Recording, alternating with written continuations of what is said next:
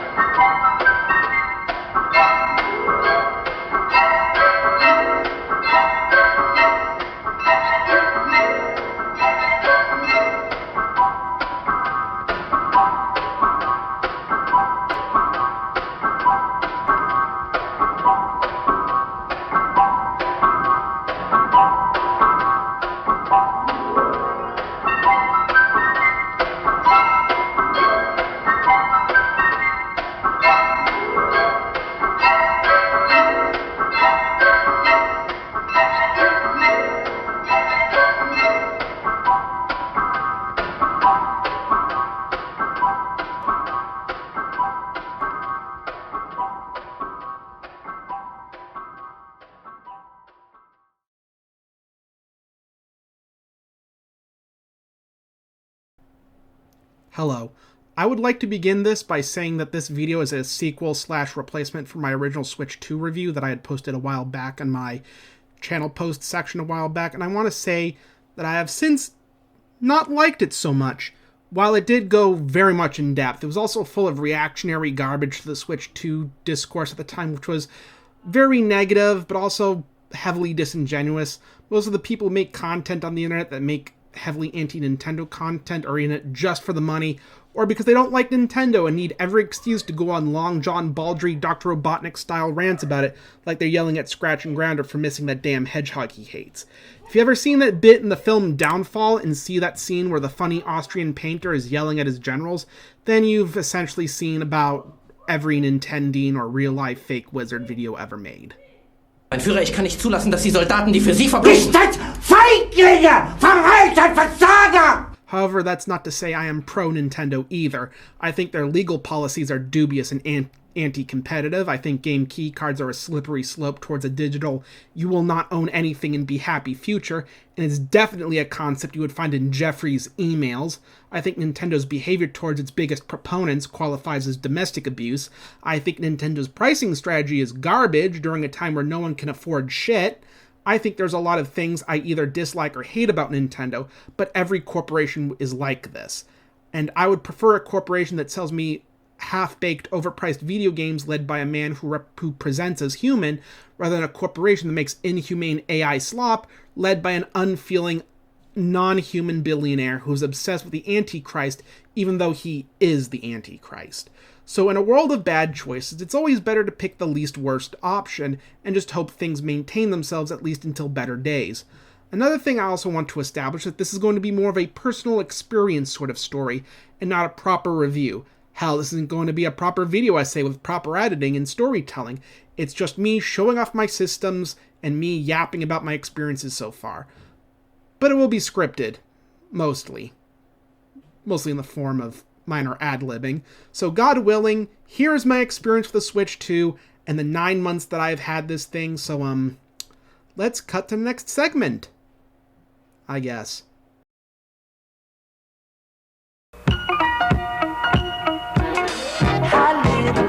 chair. Okay, so like all good stories, whether personal or impersonal, I think it's good to start from the beginning. After all, it provides a better picture of the present day, as well as padding out the time in this video because bigger videos mean bigger audiences. Somehow. It all started sometime in 2023. Well, technically, summer of 2020, I had just got out of a particularly traumatizing period of time in my life, and I spent that whole summer in trauma recovery mode. And all I ever did at my mom's house while I emotionally convalesced was play on my Nintendo Switch. I remember playing a lot of Game Dev Tycoon and Dragon Quest XI. Even Minecraft got a lot of playtime during this troubling period of my life. And I would continue to play the Switch until I moved into my group home in May of 2021. But by 2022, I had burnt down the Switch. Mostly because I played it to death, and I had been playing it to death since like 2017, so you know. And I wanted something more exciting and something that was a bit less stale. So I bought a PS5 in 2023 and realized it wasn't quite it. I played a fair amount of games on it, but it just didn't grip me like how the Switch did back in 2017, 2018. So I began to chase that high once more, and the PlayStation failed to get me emotionally high like that. I know purchasing the latest console to get that heroin high I experienced when I bought my Switch back in 2017, December 2017, is a bad idea and sets you up for disappointment. Which is now a good time to let everybody know that foreshadowing is a literary device for setting things up later on. Remember that. So after the online discourse had managed to yuck my yum and get me to actually dislike my postmodernist Art Deco vase that somehow played video games, I began to look for something new. So with that all said and done, brings us to 2024, where I began picking up rumors that Nintendo was making a new console, which was great because the Switch had gotten long in the tooth about 2 years ago. And with the console entering its 8th year without a successor, like a gaming version of Queen Elizabeth I, what began in the late winter, early spring would begin to unravel into a mess of rumors, leaks, and poor non-existent communication. The poor non-existent communication remaining to this day, I'm afraid. So to keep things moving and in the interest of jiggling keys in front of everyone, the rest of 2024 pretty much was a tough time to be a Nintendo fan, as the Switch 2, as it would later be known, and I'll be referring as such for the sake of clarity at the expense of historical accuracy, because the Switch 2 became the worst kept secret in the entire gaming industry at the time. Every week there was a new leak or a new rumor that would be proven true a month later.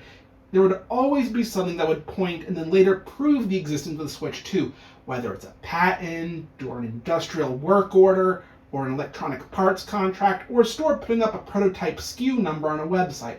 There would always be something new that would state that the Switch 2 existed, but the one entity that would always deny, like it's trying to beat a charge, was Nintendo. Nintendo would always say nothing, and then when pressed, usually by shareholders, they usually had some kind of non-committal answer ready to go. Really, what I think was going on was Nintendo was working on the Switch 2, but was not ready to release it yet.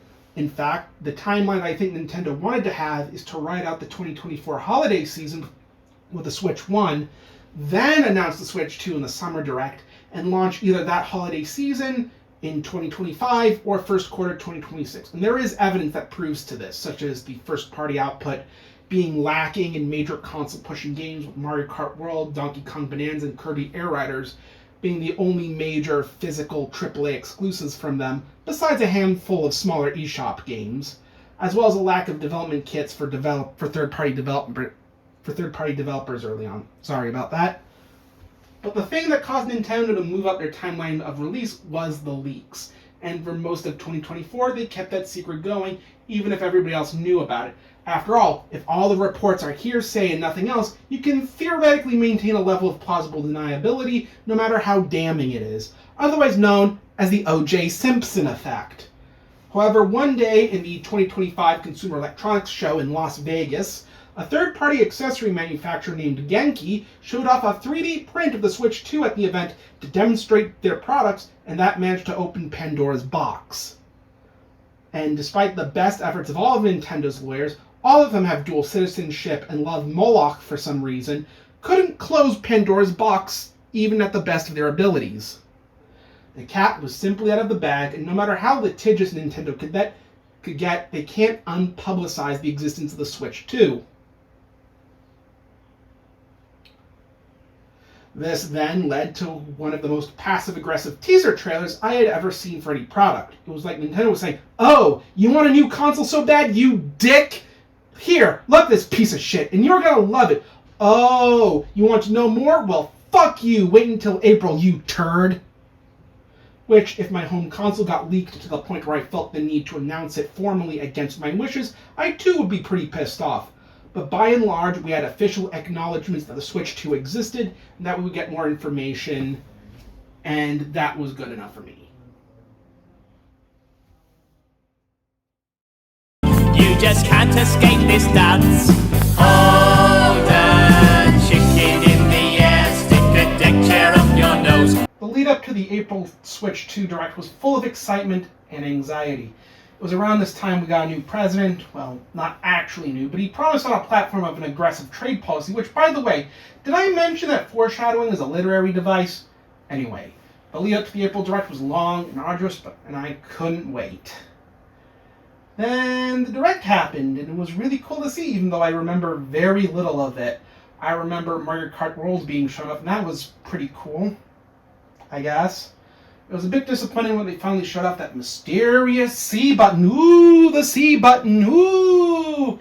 Really, it was just a weird chat button, and that required a subscription, which is stupid as fuck. But Nintendo just wants more money, and paywalling controller features just seemed right to them.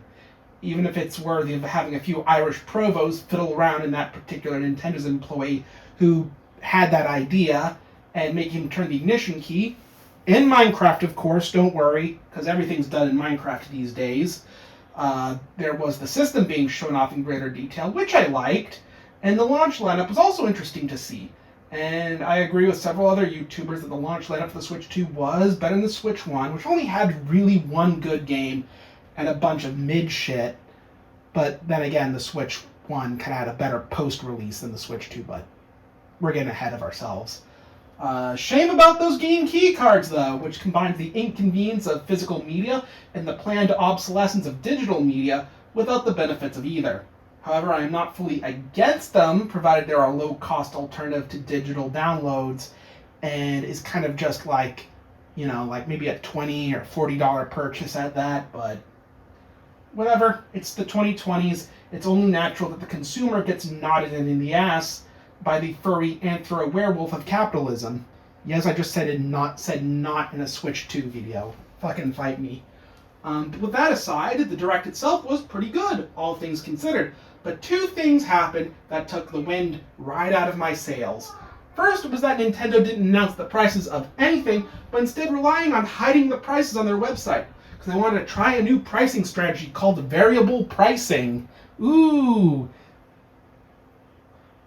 It made it so that way the new Mario Kart was $80 and that the standard game was $70, but also sometimes $65 later on in 2026. For lack of a better term, it wasn't very cash money of Nintendo to do that. Second was that Trump, the terribly tacky tangerine Talmudic tabloid thundercunt, decided to establish Liberation Day. Woo, Liberation Day! A day in which he announced his tariff policy a whole hour after the Direct had ended. It was called Liberation Day because he wanted to liberate the American peoples of their standard of living. Because if Nintendo wasn't going to cost you, the government certainly will. That pretty much put me on edge for the rest of the spring, knowing that Nintendo could jack up their prices even further with the excuse of tariffs to make sure their fans would be squeezed for every penny they had. Which they ended up doing for their hardware, but luckily not so much for the games and the console itself. But it did result in one of the most desperate performative gestures I had ever seen. Remember when the Switch 2 got boycotted and every Nintendo hater / jaded commentary YouTuber said they weren't going to buy a Switch 2 and that you shouldn't either, despite the fact that the method of enforcing such a campaign or lacking the reach over the normies would screw them over? Yeah, I remember it, and the Switch 2 still sold 17 million units by the end of 2025, by the way, so that shows you how much that boycott mattered in the end. Like, to give a good example of what a good boycott looked like, Just Google the Montgomery bus boycott of 1955. What made that boycott work, and not the Switch 2 one, was that the entire black community in Montgomery, Alabama, led by two very influential figures in the civil rights movement, all collectively decided not to ride the buses until they were desegregated. They all agreed on one thing and did it. And that shit lasted until the end of 1956, and it worked. They got what they wanted, and they didn't have to whine like a bunch of 2-year-olds on the internet to do it. Now imagine that same boycott if only half the black community agreed to boycott. Nay, imagine how successful the entire civil rights movement of the 50s and 60s would have been if only half the black community supported it. It would have went nowhere like how the Switch 2 boycott went, where only a vocal minority said anything and actively supported it, and due to the diversity of the gaming community, and counting all those normies that don't care nearly as much about these sorts of things, then you would know that this boycott would go nowhere. But we are getting ahead of ourselves again. The Switch 2's release was penciled in for a June 5th release date, and I had eagerly awaited for it. One thing to note is that I knew the Switch 2 was going to be an expensive proposition leading up to that April Direct, so I had saved up a ton of money in the meantime. I think I began saving money since maybe fall of 2024. And by the time June 5th rolled around, I had about $800 and $900 saved up, which is proof that with enough time and discipline, you can save up money for anything. And that too, even the lowliest of special needs individuals can work their way to anything given enough dedication. I also had planned to buy my console on launch day, which was stressful to plan as I wanted to go early in the morning to line up and to buy and to make sure I got a unit. As while Nintendo promised that there would be enough units to provide during the launch, the pre-order process was so fucked up that I wasn't sure if I was going to be able to get one.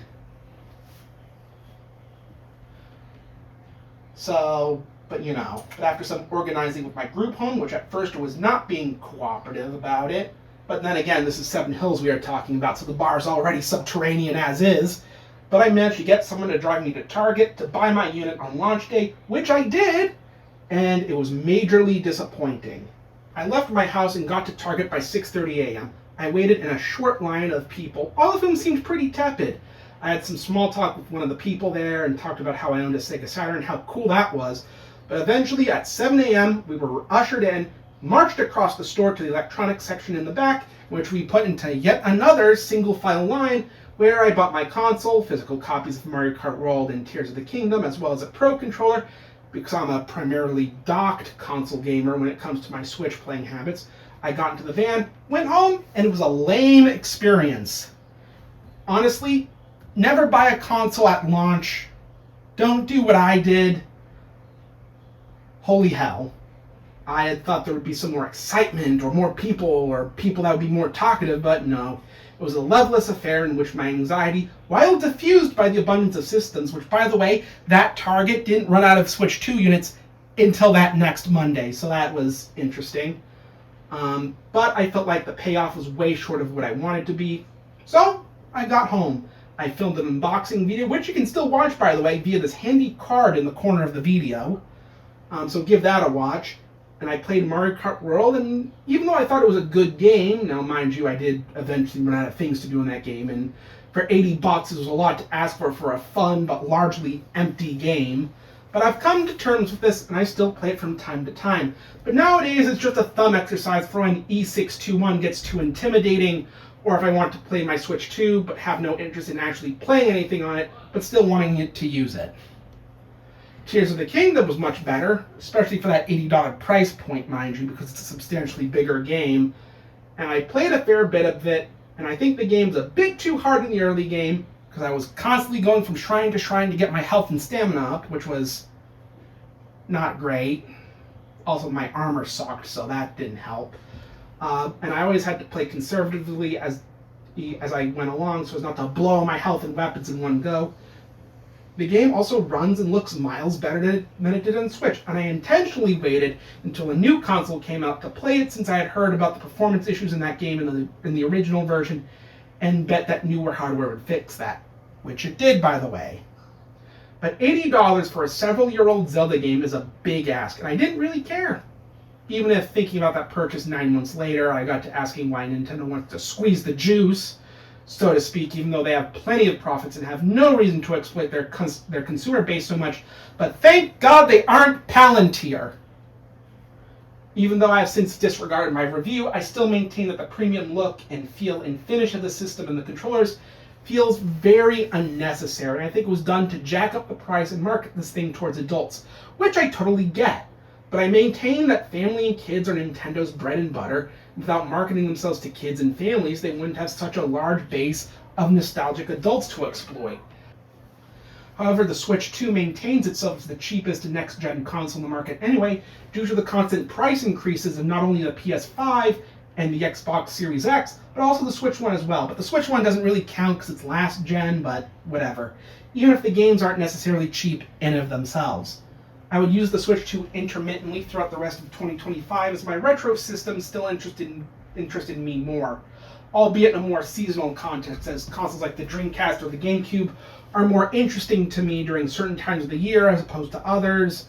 I would later buy copies of Donkey Kong Bonanza and Kirby Air Riders, and I thought those games were great, even if DK didn't interest me as much in the long term, and Kirby Air Riders was great fun until I stopped playing it as much. Around Christmas, my brother also bought one. It was great talking to him about it, Shared common experiences. I think that's important to have. As for thoughts on my Switch 2 itself, I love how it's more powerful than a Steam Deck, even though the battery life sucks, but can be managed by being smart with what you play. I think the Switch 2 lacks the excitement the Switch 1 had, but it's because the first-party games are all meant for differing people with differing tastes. It's not just for the hardcore audience. So it feels like there's nothing to play, even though there is plenty of stuff to play. You just gotta stretch your definitions and your boundaries a little bit, The Switch 2, in terms of hardware and UI design, feels like more of the same, which is fine because you shouldn't fix what isn't broke, but it leads to a feeling of persistent malaise. It just feels boring, where the Switch 2 seems more boring and staid compared to its flimsy and elderly forefather, the Switch 1. However, the Wii U, and 3DS had spoiled us on whimsy, and when Nintendo does the more boring but more practical thing, it feels lame by comparison. But I do think the Switch 2 is alright, and my verdict is to wait until something you like comes out for it. After all, we're getting Pokemon games next year, and even though they do look very good, I am still only cautiously optimistic about these games, as Game Freak has had a poor track record during the Switch 1 years, but whether it's their fault or the fault of the Pokemon Company is up for debate. On the whole, I do think it's a very swell console, even if it feels more like, Steve Davis in a way. It's cool, it's powerful, it's got a battery life like a gnat, and it's a bit boring.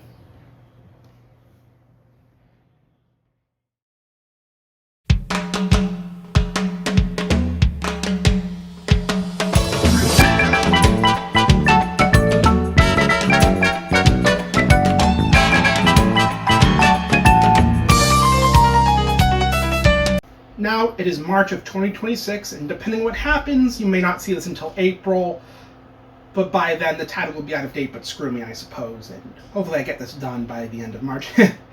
Anyway, the Switch 2 experience, in my personal view, has always been pretty tepid. While there were small bursts of excitement here and there, the Switch 2 has been, pretty boring and unspectacular. And part of that is me wanting to re-experience what the Switch 1 was like back when it was first released, and I desperately want to feel that again. Hence why I bought my PS5, but fuck me sideways and call me Raidamon, because the 9th gen has always been, disappointing. Even though it's mostly a perception problem than it being an actual problem, and then you combine that with coronavirus putting everything on hold for the better part of 2.5 years. Really though, I have had fun with my Switch 2, but I wish there was more to look forward to, and there is.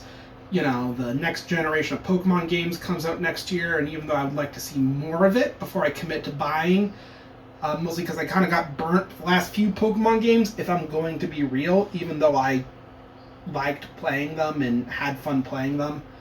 But I'd rather not commit to buying another batch of half-baked Pokemon games again. I think there's a good variety of stuff on offer, but the lineup isn't for everybody, and the third-party support is basically the same things people played on PC and PlayStation 5 3 years ago.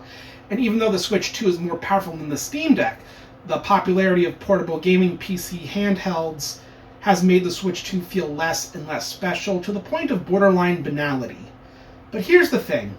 I want to feel special. I want to feel excited again. I want to look forward to the future with positive feelings because you know damn well there's nothing to look forward to in this dystopia we call the 2020s. Because between the increase in surveillance, both on and offline as well as the death of liberal democracy and the death of the common human experience, the future is bleak as fuck. And I just want some stupid, silly Nintendo games to dull the pain like a virtual Percocet. The Switch 2 is disappointing and boring and exceedingly expensive it is, but as my digital Percocet alongside my other numerous systems, plus my PC, plus my non-gaming activities, while I don't want to defend Nintendo and their business practice, I feel like supporting them is the lesser evil these days. And I would be more anti-Nintendo if it weren't for MAGA, Palantir, all these fucking AI companies, the continued existence of Israel, the corruption and perversion of Abrahamic religion to serve authoritarian interests, and the worldwide lurch to authoritarianism of both left and right-wing varieties. I'd rather deal with Nintendo's lame anti-consumer bullshit than take a front seat to the death of everything that made the human experience worth it. I will still be critical of Nintendo's actions. I will still not like Shuntaro Furukawa. I will still not like Shigeru Miyamoto's sense of ego in his later years, and I will still be vehemently against their corporate decision-making caused by the state of late-stage capitalism and its need for fascism, so the profit line could still move up and to the right despite the limits of free market capitalism. But I will still play whatever games they make that interest me. I will still follow up the news cycle of theirs, but I will be smart about how I go about it, though. I would also like to say that Arlo is an industry plant, and that Uncle Al's latest video on the subject on whether or not the Switch 2 has no games at all is an L take. And I'm not sure why, but Scott the Woz, of all people, has had such a moderate take on things, even though he's also in the pockets of Nintendo, albeit to a much less extent than Arlo is. Like, you can't bribe Scott the Woz with Pikmin games, is all I'm going to say about the matter. The Switch 2 lineup is also all over the place and mostly consisting of ports and system-exclusive DLC, which is fine for a gap year, but not for a launch year, which we are all still in the middle of. After all, we're in month 9. Yeah. The reason why a lot of people say the Switch 2 has no games is also because of the overabundance of filler, such as the aforementioned DLC and ports. Really, in terms of big, physical, exclusive, first-party exclusives, and not counting eShop digital releases, we only had 3 games in 2025 and 2 in 2026. Pokemon Pokopia, that Mario Tennis game that is being inappropriately billed as a 40th anniversary title, and 5 games, 9 months, which is fine for any other console. It's a lot better than most other 9th generation consoles. But these games apply themselves to completely different audiences, and unless you're a Nintendo mega fan, and thus is scum of the earth, as Nintendine says, it definitely feels like there's nothing to play. While this is consistent with Uncle Al's take, where I defer from his opinion on the matter, that the lineup is mostly games other people have played already, and all such games are the kind you play to completion once every few years, if ever, beyond the first playthrough. Also, Uncle Al, it is disingenuous when you gaslight people into thinking that ports and cross-gen titles count as Switch 2 games, even if it is on technical grounds. The console also doesn't drive my interest like it does my GameCube, Dreamcast, PS3, and even Wii U. But I also can't lie and not say that I do get hankerings to play the Switch 2. To say I am mixed and have muddled opinions on my personal feelings on the Switch 2 would be an accurate statement. But I am in this for the long haul, although, and I think the Switch 2 would be like the PlayStation 4 in the sense the first 2 years will be these sorts of nothing burger, releases full of ports and smaller titles, but once we get into 2027 and beyond, then we'll get the software that everybody says they want. But there could also be a future where the Switch 2 gets fucked over by World War III and the Japanese population collapses to the point we're going to preserve the Japanese people like how the Bluebell Railway or the Tally-Flynn Railway preserves steam engines. Which is a ridiculous thing to say, but knowing their demographic problems, that may be a good possibility. So we gotta watch this space. But I think there's a good chance that we could all get pleasantly surprised. After all, we might have a Direct in June this year, and we could get something good in the meantime. But who bloody knows, right? But on the whole, I do feel like there's potential for things to get better. Good times will come, and whether that means we do something about AI and Peter Thiel, or if Nintendo delivers the goods and makes the Switch 2 seem worth the trouble of its release, and the lead up to said release, and maybe Shuntaro Furukawa gets his IRL save file deleted in a slightly tragic yet humorous furry convention room party accident in Minecraft. Maybe those good times will come. But you know what? There's a reason why it's called the indomitable human spirit. We can make a better tomorrow if we tried. If we rallied our communities, we can continue to create art in the face of AI. We can make democracy work in spite of authoritarianism. We can survive climate change as it continues to unfold in horrible ways like it's doing right now. If we stand up and work together and focus on positive, actionable outcomes and not these counterproductive, performative gestures that only divide than unite, then a better future will come. We've just got to not let our collective senses of hope die. We can make the world work out of $1.15. We can make things work once more. And all it starts with is you.